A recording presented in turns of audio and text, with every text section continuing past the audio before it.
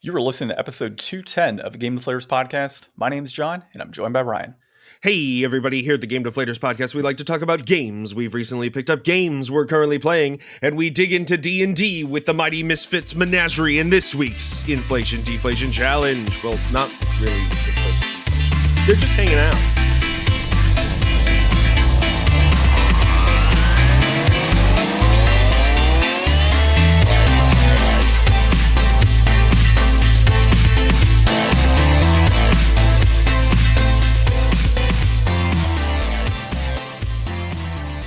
Well, they as in just Colter. So we'll go to that in just a second, but you can, of course, find the Game Deflators Podcast on your favorite social media websites. So at Twitter, or really on Twitter, which is at Game Deflators. I always mess it up, Ryan. On Facebook and Instagram at The Game Deflators. Our out-of-date website, thegamedeflators.com, which is kind of out of date, kind of not. And then you can, of course, find us on the podcast app you're listening to now, as well as other podcast apps that are out there. Go ahead and leave us a 5-star review, 10 if you would like. That would even be better. That means 2 reviews. And that's about it for that end. Colter, we're happy to have you on the line today. Excited to be here. Colter here, as was stated. I'm one of the DMs and players in the Mighty Misfit Menagerie podcast and YouTube channel. You can find us at mightymmcast.com or at Mighty Misfit Menagerie, wherever podcasts and recordings are sold. So yeah, we're super stoked to have you. Ryan and I every now and then do like a D&D all day, every day type of episode. So that's where this kind of comes into play, which is really just all things D&D. And to start off our episode, we like to normally talk about recent pickups and what we're currently playing. So I'll kick it off. Ryan will go next, and then that'll give Colter enough time to kind of digest exactly how this works. And we'll go from there.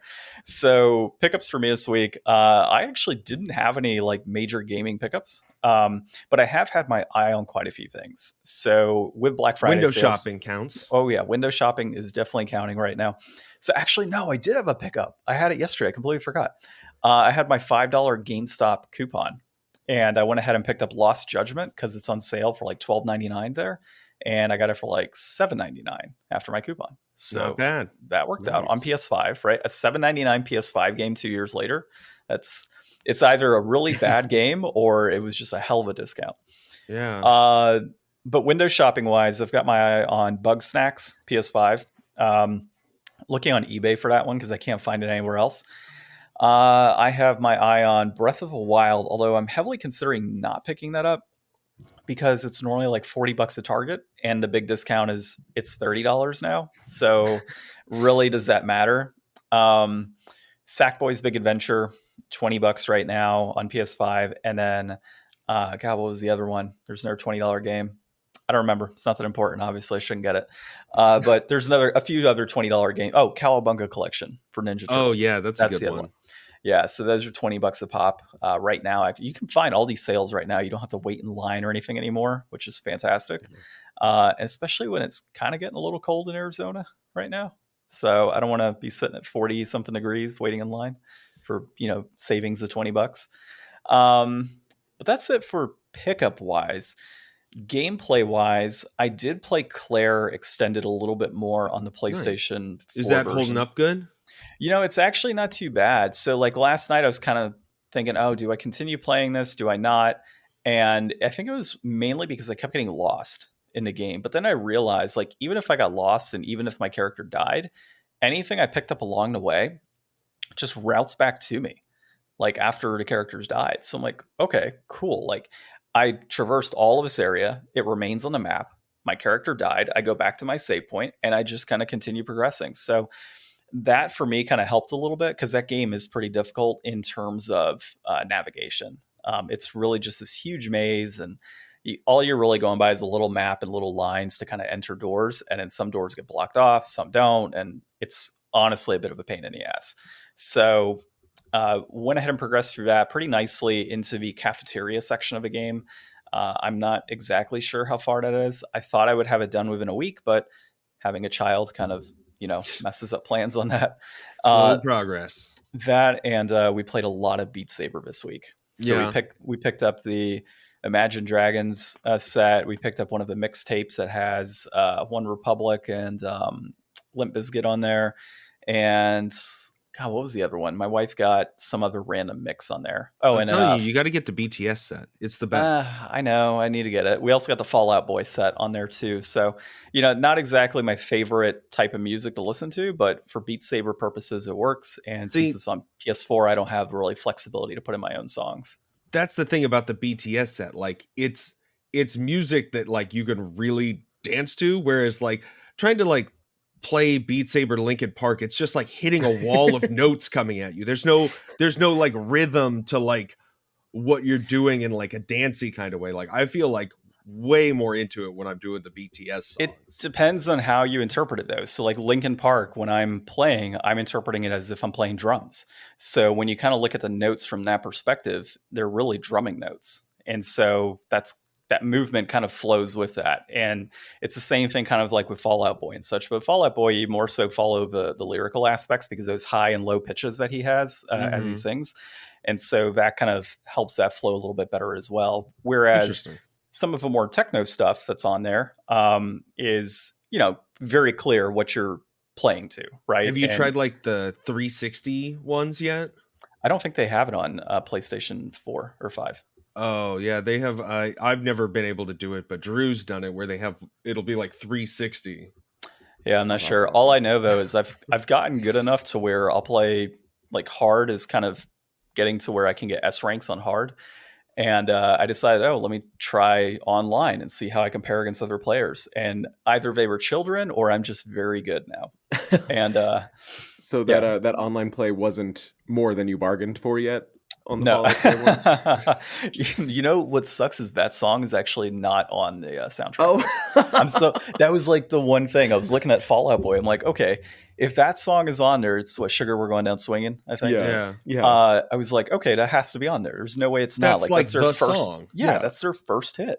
And then I get on there and it's not. I'm like, what the hell is this? It's like Immortals and what is it? Dance Dance, I think is what it's called. Like, yeah, there's other songs that are recognizable, but like that's the one song. Like if there's one song you can put on here, this is it. It's kind of like the Linkin Park version of the track pack doesn't have crawling on there. Like how do you not have crawling on there? I mean, that's like the one but it's big got song. Faint. I know it's got some good songs, but like when you can have Bleed It Out on there, but you can't have crawling, I'm like, come on. Like, and I love Bleed It Out. It's my favorite, along with Paper Cut, which is also on there. But there's some songs that I just really wish would have made it to the track pack, and it just sucks that they're not. Like licensing costs, you think? Maybe it's just like maybe how good of a song they could make it at the high end. Like maybe if they can't make the like challenging song hard enough or something. There's people on PC putting in like Mozart and Beethoven. So I mean, I don't think it's more so an issue on that as it is, what Colter said, probably licensing issues that are tied to it. But there are Hybrid Theory songs on there. So that's where they just charge different per track. Have licensing I don't know. fees. I have no idea, to be honest. Like I didn't really dive into it. We need somebody to get to the bottom of these answers. We need somebody to put more rock music on Beat Saber is what we need. Like that's what I need. Because Beat Saber is so old at this point, isn't it? Yeah, but it's still going well. Like it's I guess alive it's and well. The killer app for VR. I mean, dude, it's badass. Like when you consider everything tied to it, like you get exercise in it. Like there's legit songs where like you're doing squats and stuff midway through. It's absolutely insane. Once you get up to like past hard mode and expert mode, it's insane. Like how much you not work out necessarily, but your arm movements and stuff, like you do work up quite a sweat. So I think it's got that going for it. It's obviously got new music. They just had Lizzo on there. The Weeknd just got added recently. So they're adding new track packs. It's still popular. Okay. I think it's more popular on Oculus and such than it is on, obviously on the PS4. But it is what it is. I've played it so far. I haven't been able to play it in like 6 months because my Oculus took a dive about 6 months ago. So working on getting that fixed. Gotcha. Is it like the old Oculus Quest? You got to hook up to the PC? No, I think it's the 2. So it is like 2? Standalone. But okay, that's the one I got. I use mine every so often. Not as much as I wish I was using it, but I just like I haven't been like, I'm gonna drop another like $40 for like a whole nother thing because I just haven't. I'm sure there's lots of free experiences on there and things to like check out, like the VR chat and stuff like that and things, but I don't know. I'm not really looking at getting into multiplayer VR solo. So it's like I need somebody else to like go into the VR space and explore new things with. Because like it seems like that's the most enjoyable part about VR is doing it together.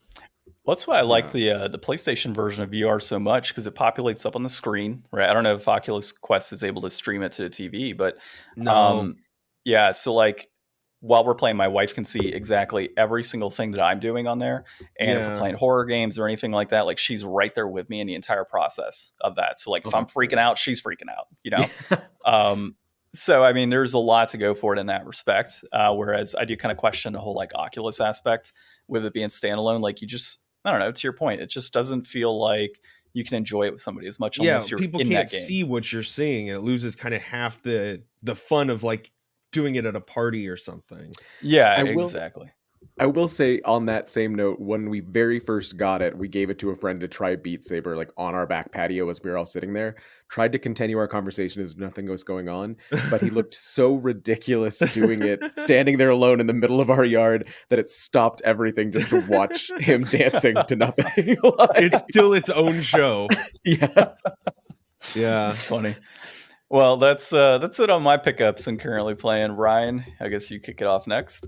Okay, so I did get to check out Game of the Year snub Vampire Survivors for the first time. That came out on Game Pass recently, so did not get the nomination people were hoping it would, but that's all right. It's just kind of like this fun indie game where like have you guys ever played like a clicker game or just like a AFK game where you don't really have to do much? The game kind of half plays itself.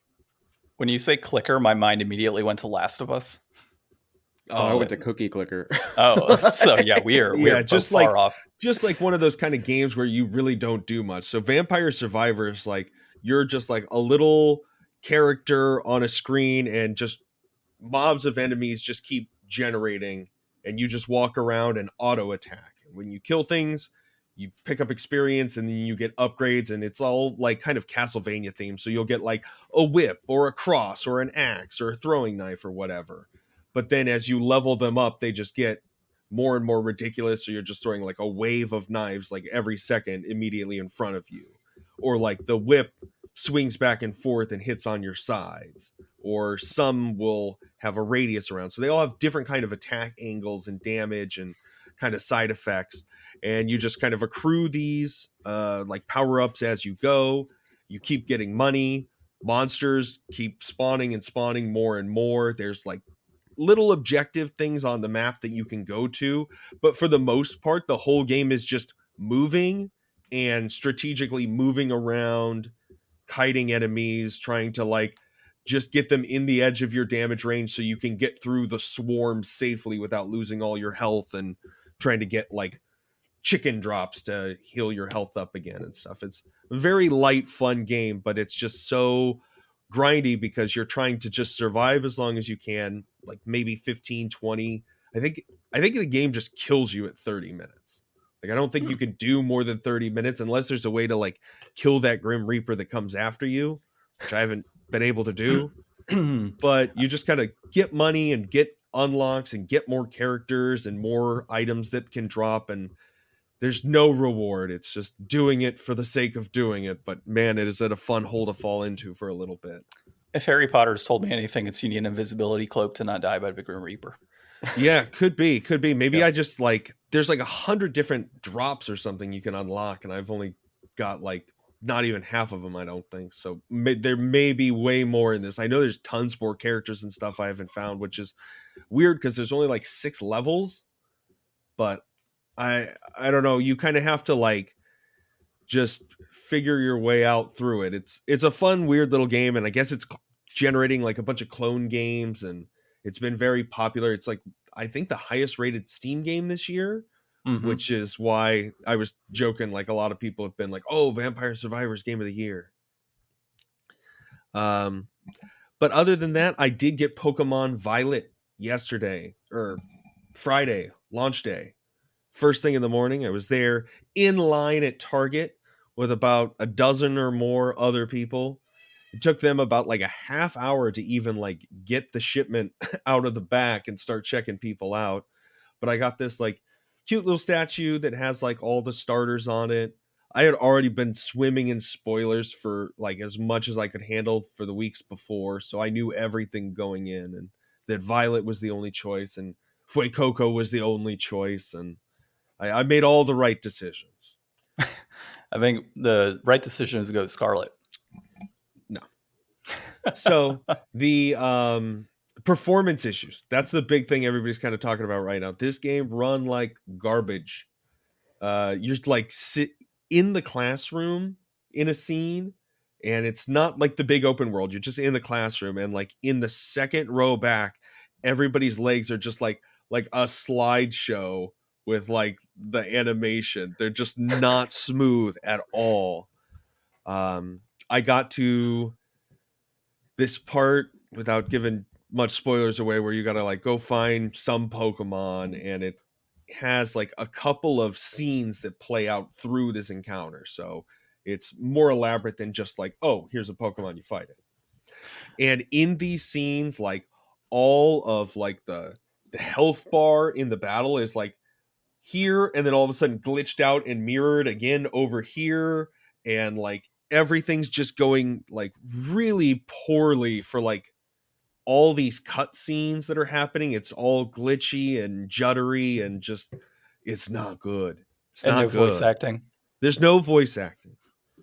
Like there's one part where it just stood out to me so much where you just hear this like crisp recorded applause over a text box, and I'm just like, they recorded applause, but like there's no voice acting in this whole game. Like, Are they still doing the little like chittery chibi sound as it like plays out across the? Oh no, new Pokemon games don't even have that. no, like, yeah, they just have like lips moving and text. yeah. That's it. I mean, I'm just baffled. Like to this day and age, how you cannot have voice acting in these Pokemon games is insane. and it's not like anybody's saying anything of consequence. Like most of the lines don't need to be recorded. Like it's fine that when you're running through the world now, like you don't have to go up to every NPC to hear what they don't have to contribute to the world with their thoughts. You could just see it over their heads. They're just, if there's two people talking, you see what both of them are saying, and you don't have to talk to them. That's great.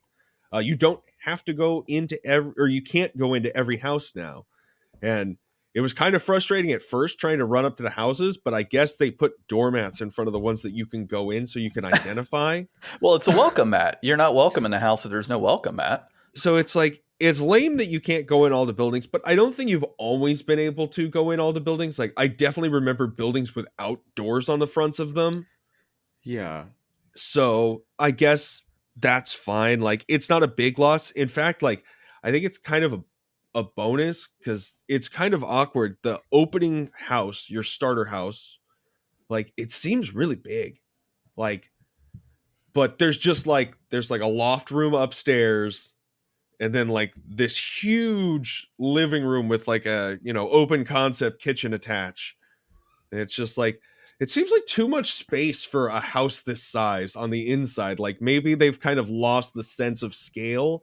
Like even sitting at like the desk in the bedroom, I'm like, this looks like Giants furniture. She's using like just the edge of the seat, like she's at like a monster truck rally or something.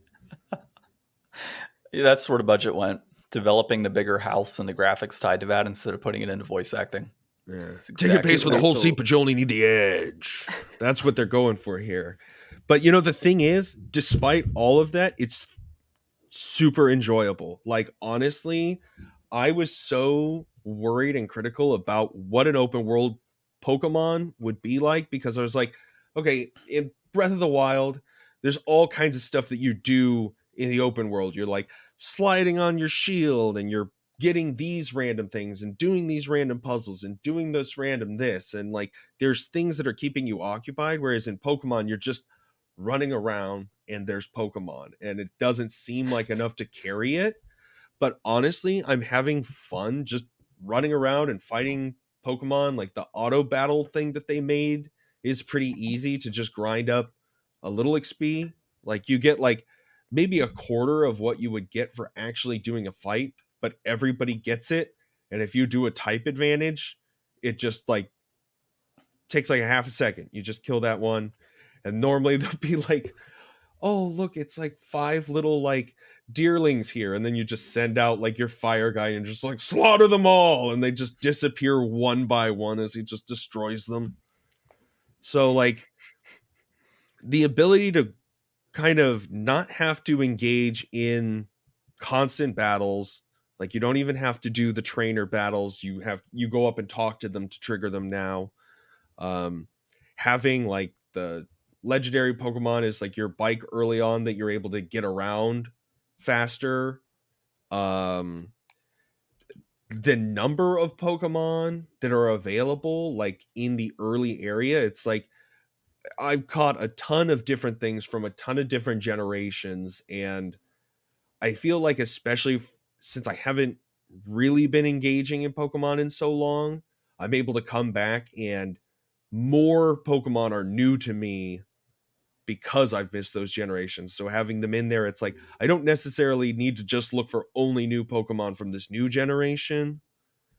The whole Terra type thing that they have where your Pokemon has the Terraform and that can have a whole different element. So you can have like a grass guy that's a water guy when he's in his Terraform, and that makes it so there's, I guess, a lot more options for people. I don't know if that's something that's really going to come into play for me. I'm not going to like be online battling people trying to trip them up with what my Terra types are, but it does give like more uniqueness. And overall, I can't believe how much I enjoy and how much positive I have to say about it, in spite of the overwhelmingly in your face technical issues. It's so conflicting. And the more I think about it, the more I'm like, a strong 70 for this is probably just where it's going to sit. Because I think it's like, it's hard to take down a good idea for poor performance, like to too much detriment. Like, but I hope that they could learn the lesson. But I just think that like how it's tied in with the anime and the card game and the timelines, like they're just never going to or want to be able to give it the time and attention it needs to like be a fully funded kick-ass thing that needs 5 years of development time. They just need to sell more merch in the next 3 years. Yeah. With it having just come out on Friday, like, is there talk of like patches to try and fix performance, or is it? I mean, that's with the day one patch. So I mean, God. I know that from what I can tell, like people hope that that'll happen, but I haven't heard most of the people I listen to talking about it like it's an inevitability. I don't know how much patching Nintendo really does with their stuff. I mean, obviously they can, because everybody else does it these days. But like, how much time can they really give to patching this if they're already probably working on pushing DLC for it and then have to jump onto the next one right away so that it's not in this same state? I just don't know if they've got the resources that they really feel like they need to give to it. Like they could build a team the size of anything. It's the most successful media franchise ever to exist in the world. It's made more money than anything else ever. I thought that belonged to Grand Theft Auto. No, that's the most single selling game for GTA 5. Okay. But like Pokemon eclipses like Harry Potter and Star Wars and all that. Yep. Well, it's got a lot going for it. Honestly, I don't think Nintendo's going to do anything about those technical issues unless it impacts like overall sales. So it's not too late. Like people are going to pull the trigger. Like, yeah, everybody's going to want it. And I feel like the discourse of it being like, if it's not a deal breaker for you, then you might as well get it because you're going to have fun. Yeah. Well, Colter, how about you? Pickups currently playing? Oh gosh. So I've been a lot on the board game and like indie TTRPG side recently. I started trying to get into Zero Dawn. with the new one coming out, with West coming out. So I started playing the first one because I'd never played it, and we just had a PS5. Like, we got one, I think, a year ago. But then that got put on the back burner because of the new Breath of the Wild coming out next year. So I was replaying Breath of the Wild to be up to speed for the next one on that. And then that all got put aside because we started new TTRPGs. So it's been a lot of just trading off one game for another game without getting terribly far in any of them. But those are the two kind of like on consoles that I'm working through right now. We have friends that kind of collect board games, and I'm starting to work on getting my own collection going as well. But they've been at it for years. So there's just walls of games. Every time we come over, it's something new that I haven't played before. The last one that I really liked was a Kickstarter that I think just released a couple months ago, called Endless Winter. Ooh. It's like a Paleolithic era board game with deck building. There's some kind of Catan-esque like village expansion. There's a bunch of different ways to win, because you can get points through collecting animals, through killing animals, through having your villages get bigger, things along those lines. So we just played the expansion of that last week, and it's kind of become a favorite of the group because everybody has their own strategy to try and move forward. What's that one called again? Endless Winter. All right, I'm gonna put that one It's like down. Ice Age theme. Yeah, I'm looking at the Kickstarter now. I like the artwork on it. That's the thing. All these like new indie TTRPGs all have like the best art. Oh yeah, 100%. That's I'm loving on the TTRPG side of it, which, like, obviously with board games you're going to be looking at a little bit more money because you're getting something physical. That you can just get the PDF version of something to figure out if you like it before you actually order a hard copy of the book. Oh. On the TTRPG side, I've been working on getting into Wanderhome and Tales from the Loop, are like the two most recent ones I bought.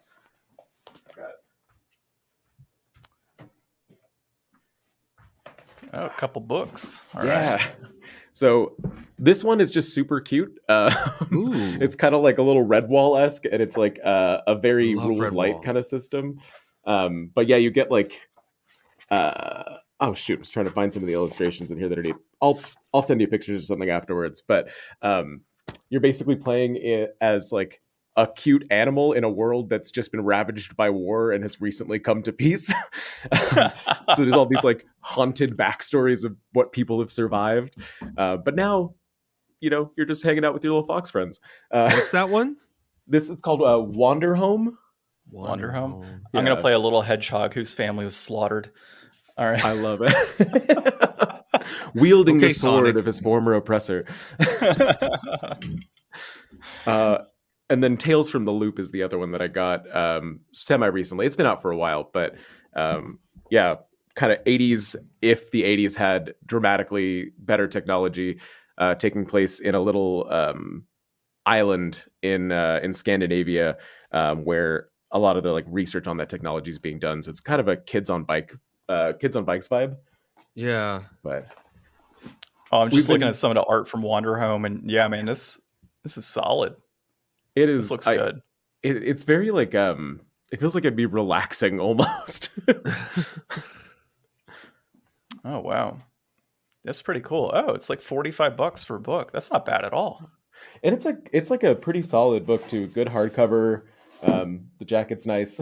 Yeah, it looks really nice. How do the rules work in a game like that? I mean, obviously we play a lot of D&D on our side, but we don't necessarily dive too much into like other types of TTRPGs. Yeah. And that's this one I've only read. I haven't gotten to play yet, so that's what I'm trying to get a chance to DM this one. But you can play it without a DM. You have like basically points that you can spend to make something happen. So either there is one person that's not in the scene describing what's going on and people interacting with that, or if everybody's in a scene at a time, they'll kind of take turns taking up the mantle of playing that outside world. If you each of the like classes is a playbook, and it has different actions that playbook takes that get you points. So like one of them is like a rapscallion. So if you do something that causes mischief, then you can get a point to use towards the narrative. So that kind of idea. There's not dice in this one, so I would miss the dice aspect of it. But I do like kind of having things that like keep you to a character that may actually be like the detriment. You're not working to win, you're working to tell the story kind of deal. Yeah. Ryan, I don't know if we can have Colter on again. He's gonna make me spend like $100 on the spot here. Like, jeez. Yeah, this Endless Winter looks awesome. Obviously, that sounds very appealing as well. I'll have to look into doing some research on both of those and, you know, seeing which one I want to get, or if not both. And there's so much good stuff out there. It's like the market is just ripe with, you know, finding a system that's right for you. And that's the thing, like, you know, it's always good to have people who experience more things, because like we're pretty much talking about D&D if we're talking tabletop, but you know, having other people on that have had, you know, experiences in other things. Well, yeah, I guess Magic too. But you know, there's so many other systems that I'm never going to try, because I'm just not going to take the time to get a book, learn a whole new system, and then teach it to people. That takes like a talent. Do you guys do a lot of like different games with your group? Like you say, like every week you're doing something different? We're kind of actually getting kind of in a circle now. When we very first started out like 3 years ago, we were alternating Starfinder, which I don't know if y'all have played like Pathfinder before, but D&D in space. World of Darkness, which we've had kind of as a modern setting, a little horror-based game with D10s, and then D&D. So we were alternating between those each week. We do 2 a week, so do like D&D Starfinder, World of Darkness, D&D, continue the rotation. And then we got into just playing D&D for about 2 years, and as of this week, we started World of Darkness, and next week we're starting Starfinder and kind of getting back into that rotation of different games. So I think people miss the difference, like us playing it missed the difference in genres and the difference in systems. So coming back around, that's cool. And then you've been still running your Wild Beyond the Witchlight campaign, right? Yes, yeah, we wrapped up week before last, so I just put up the final episode. That the campaign is capped and set aside. We're doing we do DM interviews at the end of each of them for whoever was running the campaign. So we're working on recording that this week and getting that put up for kind of questions and how the prep went. So funny enough, I'm in the middle of Wild Beyond the Witchlight right now, not running it, but playing it. Awesome. Yeah, so we just got to Agdon's hideout. Okay. Recently, so completely raided that, stole all of their stuff, killed their dragon, took all of that stuff, and I forget we're on our way right now. I think we're going back to that dragon, Cerastes, I think is his name. So yeah, the fairy dragon guy. Yeah, no, it's no, the fairy dragon is with us. It's a bigger ancient dragon guy. I don't remember his name. I think it's Cerastes. But yeah, we're on our way back there. But we're probably, I don't know, about 4 or 5 sessions into like the actual Feywild scene right now. Nice. Yeah. So it's a lot of fun. When we had that one happen, and like for anybody that hasn't played Wild Beyond the Witchlight, it's kind of like whimsical. It doesn't require combat. You can have combat, but it's written in a way that you can avoid it if you want to. And we had the exact scene that you were at Agadon's hideout, and our druid turned into a spider and bit his head off. Like, this is so whimsical and sweet. So we bound and gagged him, and then I wanted to kill him with my character, but our DM was like, "No, you just like." Well, actually, he has that scarf, right? Yeah. And so I guess anybody that's out there, spoiler alert. So he's got that scarf, and I was like, "Oh well, I want to take it off." He's like, "Oh well, it seems to be like sewn on." So I'm like, "I don't give a shit. I'm just gonna rip it off. Like if his throat tears open, that's cool." And he's like, "No." The rest of the group is like, "No, we can't do that. We gotta let him live." We're good guys. We're good guys. And everyone's like, "We're good guys. We can't do that." But yet we killed a baby dragon afterwards. So, you know, you win some, you lose some. Yeah. So the best part about it, I was this close, man, this close to convincing the group, because I'm playing in that campaign as a what do you call little rabbit guys? I don't know. Herringon? Yeah. So I'm playing as a Herringon artificer. And nice. So I'm able to make bags of holding and other stuff. So I'm the only one in the group of a bag of holding. And I'm just like, guys, like he's knocked out. It'll be easier if we just carry him in our bag of holding. And then everybody just kind of thought for a second, like, yeah, that's a good idea. Wait a second. He can't breathe. Damn it. I was trying to be sneaky about suffocating him. So it didn't work out. But I guess let's dive into our first topic here, which is, you know, what is your favorite campaign that you have run or played in? So we'll kick it off to you, Colter, as guest. Sure, yeah. So played in my favorite campaign was Waterdeep Dragon Heist, and run as a DM was Rime of the Frost Maiden. I love city settings, and there's not a lot of city settings in D&D. You know, you get some things in Baldur's Gate, but then you end up in hell for the rest of it. You get some things in the wilderness and exploring, but actually getting a whole campaign just set in a city with all of what that entails and how it moves on its own, has its own life, things are changing around you regardless of your choices, was really refreshing after playing for a while and not having that kind of setting. Rime of the Frost Maiden was my favorite to run because of the stakes. I think Wild Beyond the Witchlight, while I loved running that one, I think one of my challenges with it was finding stakes and finding things to kind of like motivate them. And not that you have to always be afraid of your character dying, but like that is a helpful motivator. So with Rime of the Frost Maiden, it really bonded the group together a lot more. Having that risk, having lost a couple characters throughout, kind of made them treat things more seriously, and like treat each other's characters with more value. So that was neat to see in that campaign, and that's what I'm kind of looking for in the next one that I'm going to run, is to how to input those stakes. Nice. Yeah, So that's so you bring up Baldur's Gate as one, and that's the only one I've actually run all the way through. Otherwise, I've done like some small little one shots and battle royales and other things that I've set up and experimenting on that. And I'm prepping right now to run Strixhaven. So that's the Oh, next one I want to awesome. run. Yes, that should be some fun. But Baldur's Gate was one that, you definitely bring up the city aspect where, with Avernus, where you have Baldur's Gate and then you go to hell, right? So I, like you, like that city aspect. So for me personally, I really treated the city with like a lot more to it in terms of what you could do. And I spent a lot of time with the group in Baldur's Gate to, kind of develop their characters, develop, the interactions they had, having some general fun. So some little homebrew pieces in there really tied into dark secrets. So that way there was a lot more of in the city.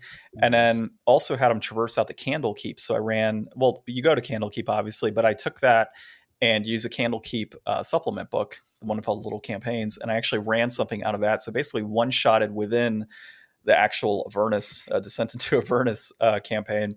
And then Awesome. same thing with El Terrell, kind of treated that in the same respect. Like, let's just keep this as, even though it's a city, it's a dying city, there's still aspects. So when you have like, shops being run, well, now there are shops that are being run by devils who are, trying to make profit, and, different creatures that are eating different people out in the middle of nowhere, and people hidden out and like doing like small little shops out of their own like hideouts and such. So that's kind of how I treated that too. Just because, you're right with the city component, it's just nice to have so many different elements. And when you get into like this vast space, like in Avernus or Wild Beyond the Witchlight, where it's like this open world type concept, it's so hard Yeah. to like, kind of keep that focus for people and kind of have objectives that they can reach within the city itself and in such close proximity when you start getting into that wider expanse. And so there were times like in Avernus where I felt like I could lose a few people, and I had to homebrew certain elements in to kind of like recapture that attention.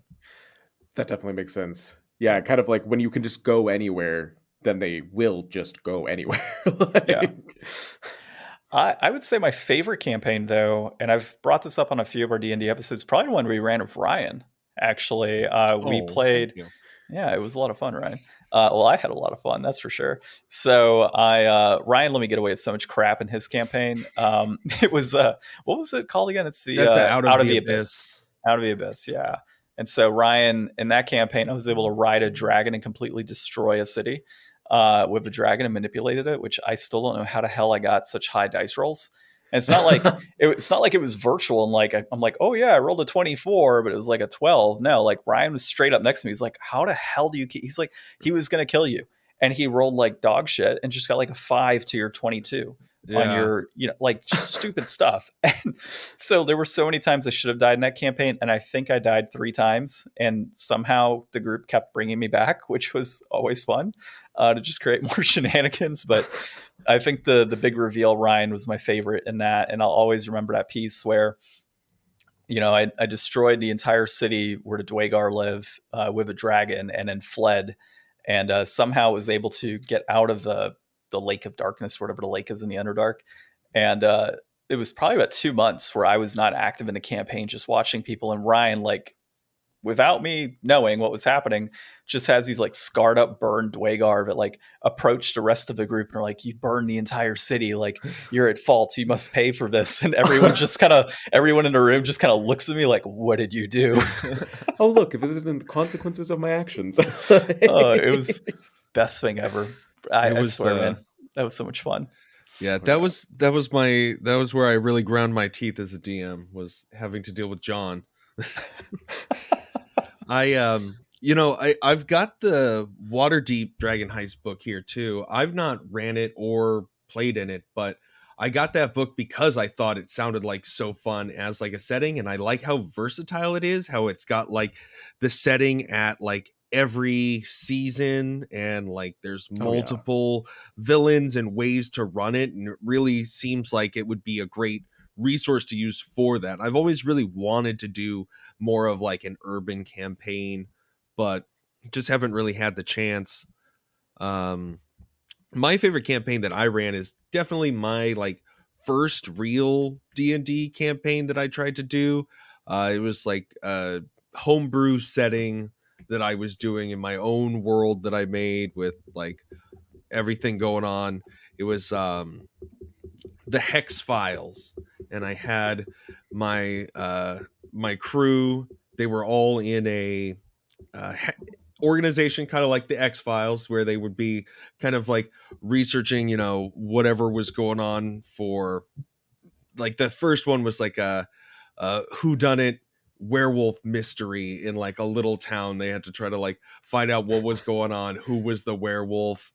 And I had so much fun using my imagination and getting into D&D and really expressing a lot of things in ways that I hadn't. Like, I'm not huge on music, but like I definitely found like a lot of like music tracks that I like to use to like kind of like punch a moment, or like use as like I don't know, like I thought about it very episodic, like a TV show. So like, what do I want the outro credit music to be for this episode to leave like that impression for the next one? And I really just kind of that first go with D&D and being able to find all those different ways to incorporate, I'm going to find these pictures on Pinterest that I really like, and I'm going to draw this cavern on a whiteboard, but I'm going to try to do it so that it's a little bit 3D looking. And I've finally got all my little, magnetic whiteboard push pins of enough different colors so that, you could tell who's who. Just all the building up and getting together and just running that was really, I don't know. I haven't been able to go back and run another campaign that went as long as that. That was like 25 sessions or something. Oh, nice. That we got to. And I was like, I haven't been able to get there, because after you get a campaign that goes, you can run into so many like, all right, we played 5 sessions and somebody had to take 2 weeks off, and fuck it. Burn it all down. We'll do something else.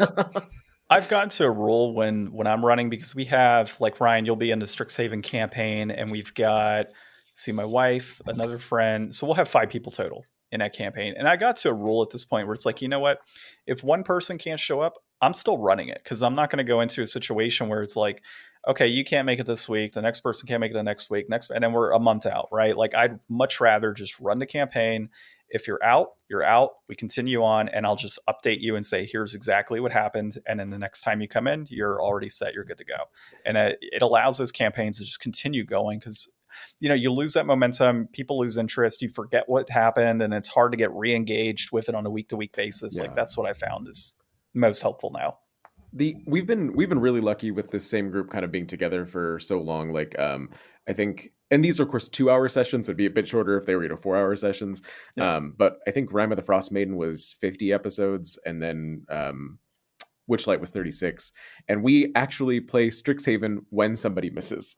Oh, because nice. The DM for that one, he's like never missed a game this whole 3 years.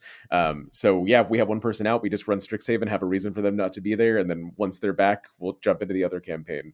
So it's been a fun like stopgap campaign for us. Well, you guys have a unique situation too, because you're obviously putting on YouTube, right? So you kind of have to keep the show going to an extent. Whereas for us, it's like, if somebody doesn't show and it's a character that everybody likes, well, who cares? Because it's in my dining room, right? So it's a little different. But Ryan, before we kind of go into, and I'm going to throw a random wrench topic here in a second, but so I guess I'll start that out. So something that your players have done that just really screwed up your plans. And I always think back to Ryan, you were telling me that I think it was in your Hex Files campaign where you had like this crazy like end boss battle of a mummy or something. And the group took a movable rod and placed it over the casket of like where the mummy was laid to rest and threw in a bead of fireball into the thing. They had beads of fireball, and I had this like whole thing, and they just were like, "Oh, a sarcophagus, huh? Well, we'll just throw all the beads of fireball in there and just lock the casket closed," and they just blew him up. I was like, "Well, I mean, that's D&D for you." So, Colter, have you had anything that, like, I guess in what you've run where you had like this whole big grand plan as to what was going to happen and the players just kind of blew it up? So one of the things with our group with YouTube that I try to do is make sure that we kind of go through everything in a campaign pretty similarly to how it's written, because I think a lot of times people are watching it because either they are DMs getting ready to run it, so they want to kind of get a feel for what it's going to be like for them. So we try not to like veer off from the book too hard. So we were in Wild Beyond the Witchlight in the last realm that you go into, which is the Archfey's Palace.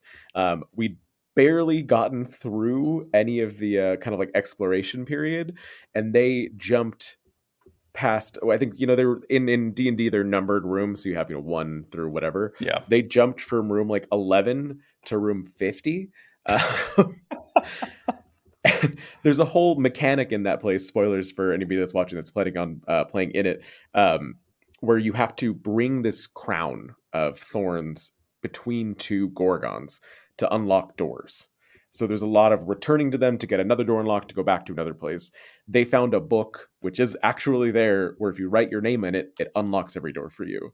So they took out that entire mechanic by accident, and then figured out that the cauldron was the key to everything, hadn't explored half of the palace, and were like, okay, we're just going to get rid of the cauldron. We think we have a plan to do it. And destroyed the cauldron. I was like, oh, okay, well, that is how it's written. You can do that. So we had a long explanation of what they'd missed afterwards, just kind of give them an idea. But I think we lost probably like 5 episodes because they found those 2 shortcuts. Oh wow, yeah, that's quite significant, actually. Yeah, I mean, good on them for getting creative, but dang. Yeah.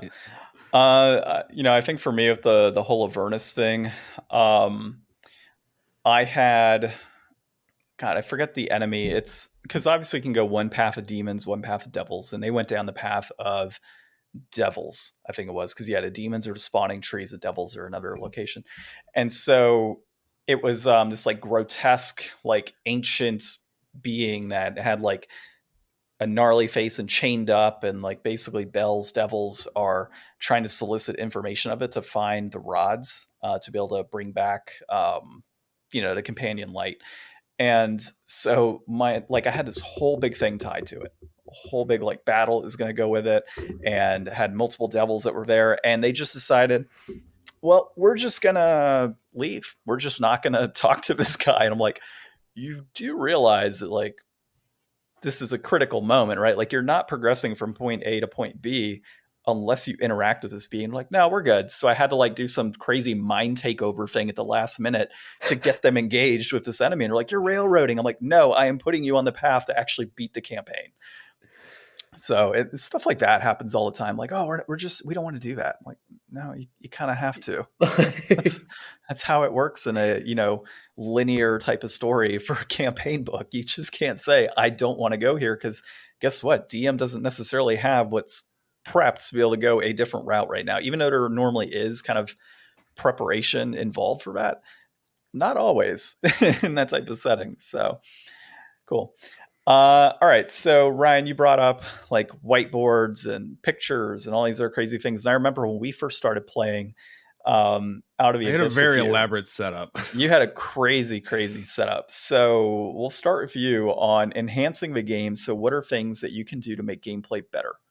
So like I'm a firm believer that when it comes to doing D&D, it's accessible for every level, from just literally pen and paper all the way up to, you know, a, those weird AR card things that they have that you could put on a table and see like a floating 3D model if you look through your phone or AR glasses or whatever. Like, I don't know that actually exists outside of Kickstarter yet, but I've seen it on the internet. So there's all kinds of different levels. And I think that like sometimes you need to just have enough of a tech level that you can grasp your hands around. So like I tried using all kinds of different things, but I like a whiteboard that I can draw on. I like it being clear where everybody can see it. And I've got these magnetic push pins that are all different colors. And I like using a lot more theater of the mind. I like just having, pull out my iPad and here's a picture of the guy you guys are fighting. And then you just remember that. Because if I had to have a mini for every guy that looked exactly right, it would drive me crazy and I would be broke and I would have no closet space, and just like it all compounds. So, whatever level you can maintain without it distracting you from your job as the DM is really kind of the right level of enhancement to bring, I think.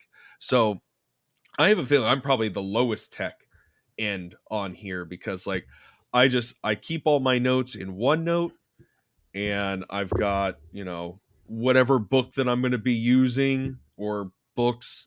Um, I got like a hand notebook that I'll like do a little bit of notating in, but other than that, it's like mostly just like showing a screen on the iPad. I find some of those programs are fun for like soundscapes, where you can like enter in and check mark off. I can't even remember what the site I used to use was, but it had like, you know, here's a whole list of different sound effects and music notes and things for like a swamp setting, and you can like turn on the crickets and the crocodiles and the wind all separately, and those things are fun. But if it's taking you too long to get going and it's distracting you from running, then it's too much. So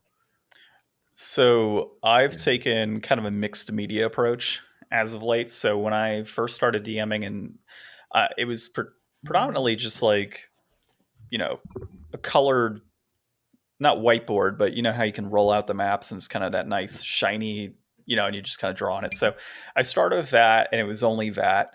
And then each character, like each person had their own little mini, and we kind of go from that respect. And that's how I ran pretty much all of Avernus. I did have my notebook where I pretty much wrote out everything I was going to do in a session, all my notes, enemies kind of pre-rolled, all that stuff. And since then, or midway through the campaign, I started buying minis. So I bought the entire Descent into Avernus set for minis, so I had that, and it was mixed media in that respect. But for Strixhaven, I've obviously amped it up. Like Colter, I see you have your TV built into your table behind you. I've gone ahead and built a similar thing where I have the TV within like the box, and I've got a 32-inch I'm running for that. And I have a laptop connected with Dynamic Dungeons on the back end, which I'm testing right now, which allows me to do Fog of War and build in dynamic settings for certain maps. I've purchased the Strixhaven. There's a Patreon right now that a guy has where he's kind of redid all the Strixhaven maps and colorized them and just made them into a decent size of grid lines. And so I purchased all of those. And while they don't have dynamic settings via Dynamic Dungeons, I can plug in sound into said settings and then go ahead and put a Fog of War over that for different areas. So it's already built in. But as I start thinking about things like battle scenes, so if they happen to be in like a swamp area, I want to make sure that I have like a dynamic setting. So Dynamic Dungeons allows me to have, ongoing video in the background with like waves crashing and the sound that's associated to that, crickets and other things just kind of going on in the background, thunderstorms, all of that, lights flickering. I can plug in traps. And so when characters are moving through this Fog of War and hit a trap, I can actually have that trap occur with sound and everything else tied to it.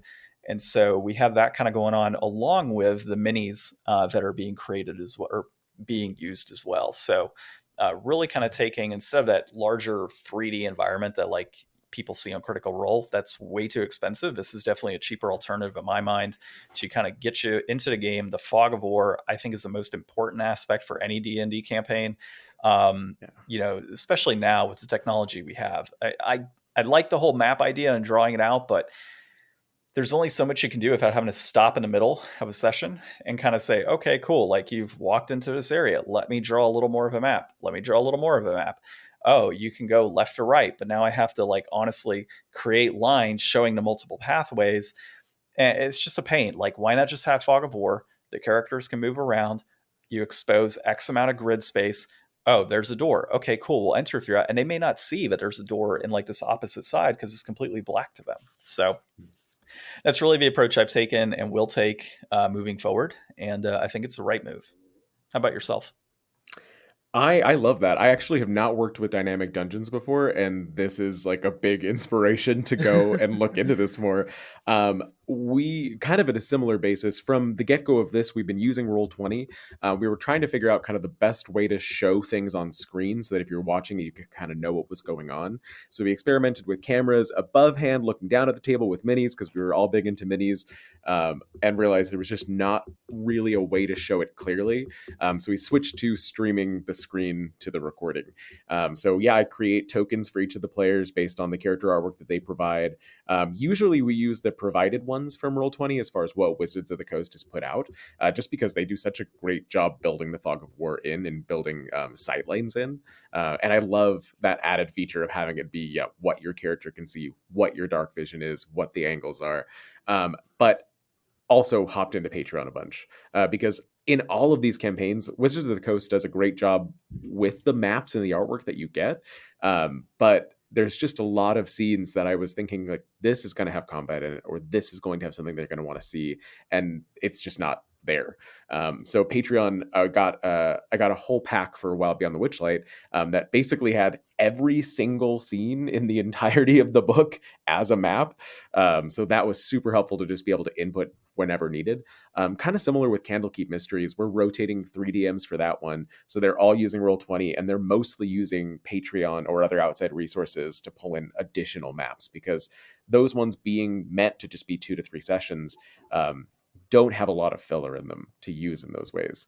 I think one of the other fun things about that is with handouts is being able to put them onto the screen so that everybody really can get the full view and you're not passing something around.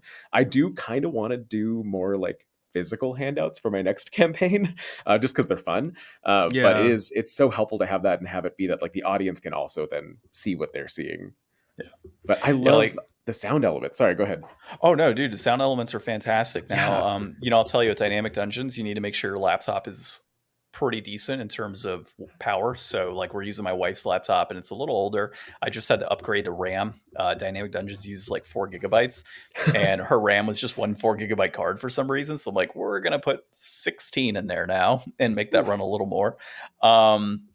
Video card, it can use a pretty bare minimum video card, but it does have its issues at first. So once it's loaded, though, I haven't had any issues. They have the guy that does Dynamic Dungeons actually has a Patreon of like hundreds of maps that are pre-created, hundreds. And I mean, he has different versions. He has PDF stills. He has some that have grid lines, some that don't. He has MP4 versions, and then he has what's called a Web PM, I think is what it's called, or Web M format. And that's what I use because it's minimal megabytes for that file. So I found that I can't run MP4s for some reason on that laptop. It's just not strong enough. But if I take the audio that's on the MP4 and I convert it to an MP3, I can get whatever the sound effects are. I can automatically put that via you can essentially add icons for sound in various areas and adjust the volume of the sound in that respective area and turn it on and off as needed. So I do is I find a Web M video, I plug that in, it's super low kilobyte, it runs on repeat, and then I go ahead and put in the audio clip that's converted from the MP4, and that also runs on repeat. If you want to plug in anything like music, you can obviously run an MP3 in the background that's on continuous loop. I personally like to use a Bluetooth speaker and run audio off my phone for music. So if there's any battle music, I have YouTube music, and I just hour and a half long battle music, and it just runs while you have like the TV expelling certain sounds, but I minimize the volume on that so that way the battle music kind of takes the focus. And we did a battle royale recently, tested it out. The cool thing with dynamic dungeons that I found also that you might like is, say, for example, you have a multi-level area and the map that you have is multi-level. You can actually, there's a quick setting button within dynamic dungeons where, say, your scene that you're running has, floor 1, 2, and 3, and you have characters say, we're going to split the party. I'm going to go explore. You can actually follow that character within the different scenes by just doing a quick setting, and you go, okay, cool. Square 1 is floor 1, square 2 is floor 2, square 3 is floor 3. And when it's that character's turn, you say, all right, we're back on this square or this location. Here's the fog of war for your specific area. Once we're done with you, we're going to go back to the other one, which has its sound and everything built in automatically when you flip over scenes. And the rest of the group has their entire area and what's occurring on screen. So you don't really have to, minis will stay on the TV, obviously, but it allows for that character to like continue moving. And you're like, okay, cool. I'll ignore him or her while we're playing on these other, pieces of the map. Like that mini is just kind of staying there. But the rest of the group knows, okay, cool, like this is our scene, this is what's happening. And it worked very well for what we did. We had one character decide he was going to run into a basement level. And it was just quick to say, all right, cool, we're back in the basement. What's happening? What's happening with your battle and your one-on-one fights? So it's a lot of fun. I think you'd like it. And obviously, because you could stream it onto another screen. So since you're doing it via laptop, you could theoretically stream it via, the second screen, essentially. So it'd be automatic in that respect. And you don't have to have minis. It actually has built into the program. You can do like little circles for headshots, and that can be the minis that move on screen, along with enemies and traps and other things built in. That's awesome. Yeah, definitely a way to enhance the game. Our computer that's running this TV is very weak, so I'll have to experiment with that. But that sounds like that would be super enhancing. And I mean, I love that you can trigger audio elements to locations. Like that's it's a lot of fun. We use a Stream Deck for a lot of stuff, and I feel like that would kind of sync well together, especially with getting some of the lighting effects. And the program, I think, is on Steam. Okay. So just heads up on there. So it would run through Steam. Yeah. All right. Well, we talked a little bit about Patreon. Let's talk about resources. So what have you found to be most helpful in prep? And then also just creating your own characters? Like what kind of drives that inspiration? And Colter will kick it off to you first this time. Sure. Yeah. So as far as, I guess maybe I'm not a good example of a well-prepared player. I prepare a lot more as a DM, and kind of making sure that I have everything read, all of my notes taken. I use the Lazy Dungeon Masters notation.io, I think is what the website's called, to keep notes and keep track of all the players, and it gives you a good like quick resource sheet to know what stats they have, so you don't have to keep asking people if something works or doesn't work, as well as keeping like session notes, because I think we talked a little bit earlier about those times when you prepare so much and then the choice just goes in a totally different direction. So making sure that I have like just an outline so that if they break something, I'm not too far out of where I'm supposed to be. As far as actually creating a character though, I usually start with a concept. If we know what kind of thing we're going into, I just get like a single line that it's like, this person is this thing. So for our very first campaign that we did on the stream, it was a homebrew campaign, and I was listening to everybody else start to talk about their backstories, and we got into that classic tragic character backstory.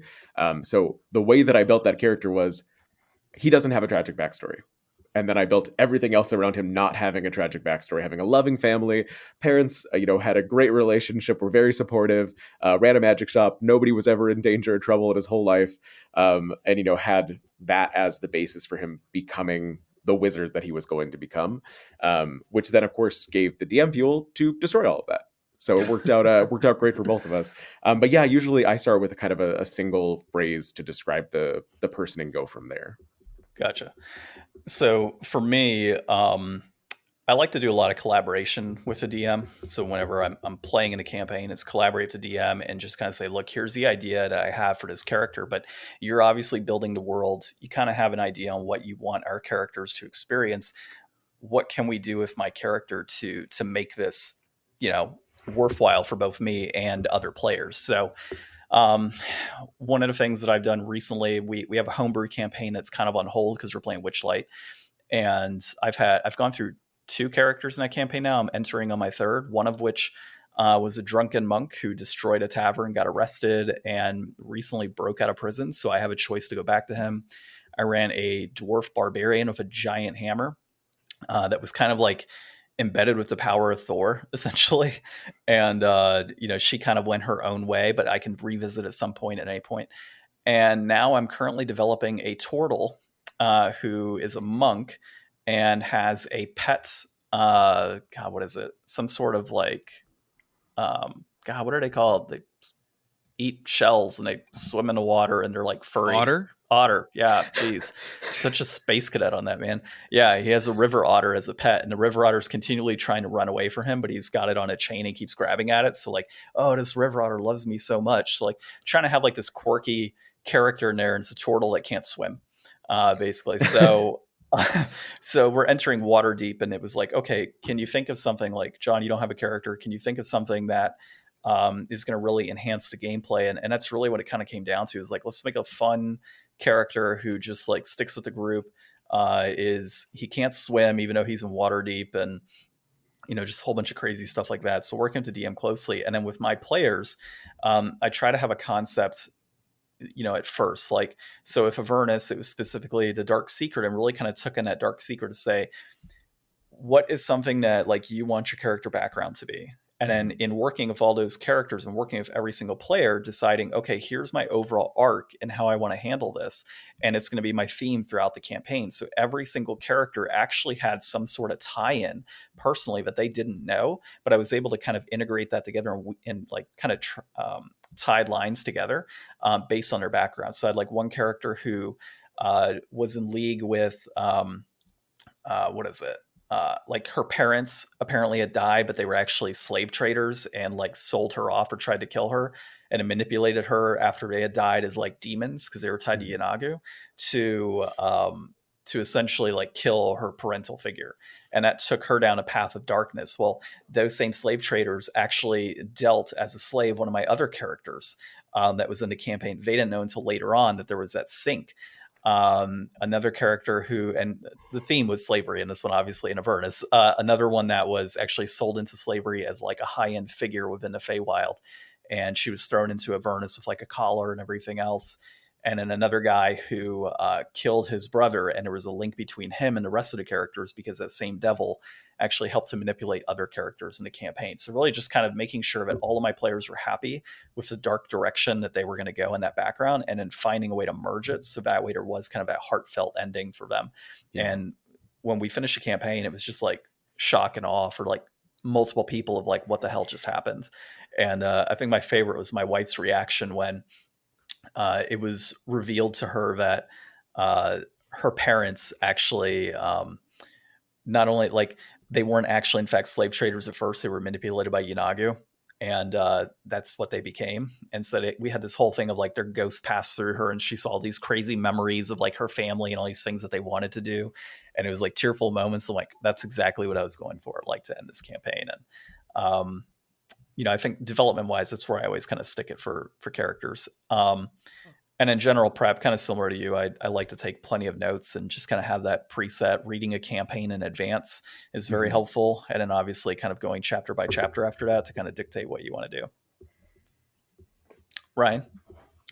So if I'm making a character for me, usually I start on Pinterest and I find like a picture that I fall in love with, and I'm like, all right, this is the character. I can see, their personality. I can see their class. I can see a lot of things about them in what this artist did. And that's what I want to kind of try to channel through. Or sometimes I'll start with like maybe an inspiration for like, I don't know, a personality that I want to copy. Like I had this cleric, and I tried to do like a Warburton, Patrick Warburton, from Emperor's New Groove, Cusco with the poison. So I tried to do like that kind of character, and like, I mean, that's just where I started, and then I was like, okay, where's kind of like a big dumb looking cleric guy that I can go with this voice. And so yeah, I don't usually start with like the backstory or something. I need something to kind of like inform me as a jumping off point, and then I get excited about it, and then I start to kind of build around there. Another thing that I did though for my characters in the last campaign that I was running, I had this like weird old deck of cards, and like all the card pictures on them were like pretty unique and different. And so I made each of those cards like a different like trait of some kind, and I made everybody draw however many traits they wanted, and those became like extra things for their characters. And some of them were like, you know, pretty surface level, and some of them were like a little bit like, you know, you've got like the anger of a dragon or something for some reason. And it's just like give them something random to build into their backstory. And I think I kind of like that as kind of an offshoot of like the flaws kind of system that they try to give you. You know, like I like the idea that when you're making your character, there's still some sense of randomness or something that like you can introduce to the player to be like, I know this is your character, and I'm not saying it's not, but what if this happened to them in their uncontrolled life and you have to deal with that? So I think that, you know, working with the DM in that way and maybe having some kind of extra something on top of an idea you already love is kind of a good way to get, you know, something unique and something that maybe neither of you had really wholly bargained for, but will play out well. So that's kind of something that I think about. It kind of reminds me, well, something that we've started doing more recently, that we kind of borrowed from World of Darkness. And I think that's one of the fun things about like playing across multiple systems is you can kind of pull things you like from other ones into D&D, or into, you know, from D&D into Starfinder, things like that, is this idea of breaking points. Kind of what would push this character over the edge. And in World of Darkness, there is a whole mechanic around it where, you know, hitting one of your breaking points, it's going to place a negative on the character. They're going to have a penalty to dice rolls, and then they get experience from resolving it. And that's something that we talked about with D&D, was with these characters, what is that breaking point? What is the thing that would push them over the edge or would cause a shift in their whole paradigm? But yeah, I love, like you said about flaws, giving something for them to not be perfect, for them to get something that's more depth built into this hero. You know, that's a question I have for you right now as far as breaking points and characters. So, like my group, both in DMing and playing with them, I don't know that they necessarily like to skew away from, which is interesting. Like I like to see my character develop over time. And, you know, sometimes, yeah, I might get deep into shenanigans with stuff with my characters, but there are points in time where I do think it's necessary. Like, you know, this particular enemy may have done something to harm, you know, the group and other characters, and your character should be allowed to kind of have that breaking point and go crazy and want to kill and want to have revenge and all these other things without the like negativity tied to it of like, oh well, now you're chaotic neutral, or now you're like lawful evil or something like that. Like you should have those like emotional aspects. And sometimes I do kind of, you know, not question the rest of the people in my group, but, you know, wonder if there's opportunity for us as players to just kind of really rethink that and say, you know what, like if I was in this setting, what would my feelings be? And can I get pushed to that next level without those negative tie-ins from a DM? And, you know, I think that's also just part of working with your DM directly and saying, look, this is kind of what my character's thinking and how I want to progress the story. But I want to make sure that like you kind of help me with the rest of the group. So that way they don't feel like left out, like, oh, well, John's gone crazy again. He's gone and killed like 4 random people. Like, no, there should be some sort of like relationship kind of developed there with your character, and obviously a DM's understanding. Agreed. Yeah, I think that's definitely a place where you're trying to build trust amongst the players, because when we've had it happen with different, you know, characters within a story, a lot of times it's not the DM that's coming to to pull them back. It's another player that's stepping in to try and figure out why this happened. Yeah. And like using that as a point to either weaken the relationship and create a conflict between those two characters, or using it as the point to build it stronger as, you know, they help each other recover and help each other through whatever the thing was that created the negativity. Yeah. Yep, I agree. All right, well, definitely a great discussion. We'll have to have you on again at some point, just not with me spending a bunch of money on games. But definitely enjoyed the conversation. You know, if you could, you know, Colter, tell us again, you know, a little bit about Mighty Misfit Menagerie, where we can find you, etc. Totally. We are a TTRPG actual play YouTube show and podcast. You can find us on YouTube, on any of the podcasting apps, whether it be Apple, Spotify, Microsoft, etc., at Mighty Misfit Menagerie, or on socials at Mighty MMcast. And we won't drown the people with where they can hear us again, because they hear it every single week. But of course, Facebook, Instagram, Twitter, and then a podcast app to listen to now, as well as the GameDeflators.com. But all that being said, thanks, Colter, again for coming on. Appreciate having you. Yeah, thank you both. This was a lot of fun. Awesome. Well, this has been episode 210 of the Game Deflators Podcast. My name's John. I'm Ryan. And thanks for listening.